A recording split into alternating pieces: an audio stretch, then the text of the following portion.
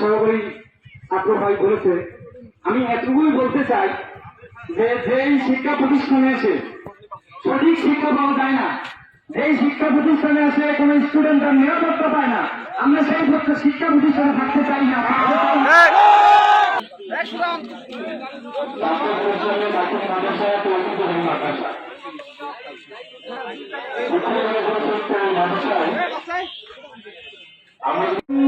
দফা এক দাবি এক